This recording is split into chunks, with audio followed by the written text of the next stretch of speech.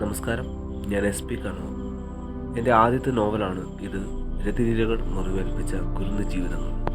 ഈ നോവൽ വായിക്കുമ്പോൾ അല്ലെങ്കിൽ കേൾക്കുമ്പോൾ നിങ്ങൾക്ക് തോന്നാം ഇത് സ്ത്രീകളെ മോശമായി പരാമർശിക്കുന്ന ഒരു നോവലാണ് എന്ന്. എന്നാൽ ഒരിക്കലും അത് അങ്ങനെയല്ല. ഇതൊരു വ്യക്തിയുടെ ജീവിതത്തിൽ സംഭവിച്ച കാര്യങ്ങൾ തന്നെയാണ്.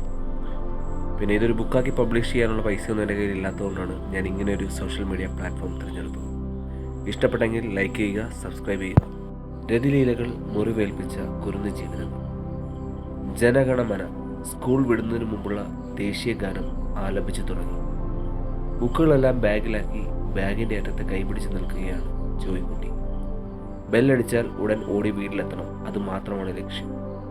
സ്കൂൾ വിട്ട് ചെല്ലുമ്പോൾ കഴിക്കുവാൻ പാൽക്കൊഴുക്കട്ട ഉണ്ടാക്കി വെക്കാമെന്ന് അമ്മച്ചി അവനോട് പറഞ്ഞിട്ടുണ്ട്. അമ്മച്ചിയുടെ പാൽക്കൊഴുക്കട്ട അവന് ഭയങ്കര ഇഷ്ടമാണ്. അതിൻ്റെ രുചി ഓർത്തപ്പോൾ 4ാം ക്ലാസ്സിൽ പഠിക്കുന്ന ജ്യേഷ്ഠൻ സണ്ണിക്കുട്ടിയുടെ ഒപ്പം വരാതെ മുൻപേ വീട് ലക്ഷ്യമാക്കി ഓടുകയാണ് ജോയിക്കുട്ടി.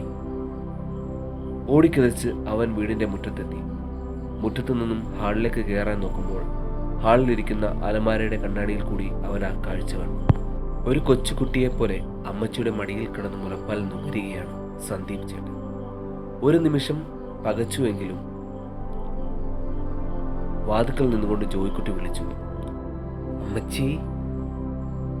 ഇത് കേട്ടപ്പോൾ അകത്തു നിന്നു വിടൂ, കുട്ടികളെത്തി എന്ന് അടക്കത്തിൽ പറയുന്നത് അവൻ കേട്ടു.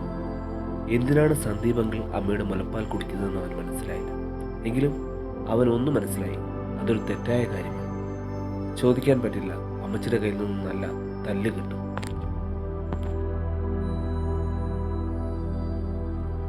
അവൻ അകത്തേക്ക് പ്രവേശിച്ചു. അവനെ കണ്ടപ്പോൾ സന്ദീപ് കട്ടിലിരുന്നു. അമ്മച്ചി അവനോട് ചോദിച്ചു, നിനക്ക് സന്ദീപ് അങ്കിളിനെ മനസ്സിലായോ? അവൻ മെല്ലെ മുഖമുയർത്തി സന്ദീപിനെ നോക്കി അമ്മച്ചിയോട് പറഞ്ഞു, ഓർമ്മ കിട്ടുന്നില്ല. അപ്പോൾ അമ്മച്ചി ചോദിച്ചു, അപ്പൻ അപകടം പറ്റി ആശുപത്രിയിൽ കിടന്നപ്പോൾ തൊട്ടടുത്ത ബെഡിലുണ്ടായിരുന്ന ആ ചേട്ടായി നീ മറന്നുപോയോ? അപ്പോൾ ജോയിക്കുട്ടി പറഞ്ഞു, ഇപ്പോൾ ചെറുതായി ഓർമ്മ വരുന്നു. സന്ദീപ് അവനോട് പറഞ്ഞു, ഞാൻ നിന്റെ അപ്പനെ ഒന്ന് കാണാൻ വന്നതാണ്. ജോയിക്കുട്ടി മെല്ലെ തലകുലുക്കി. അമ്മച്ചി ചോദിച്ചു, സണ്ണിക്കുട്ടി എവിടെ? അവൻ പറഞ്ഞു, ചേട്ടൻ പിറകെ വരുന്നുണ്ട്. തുടരും.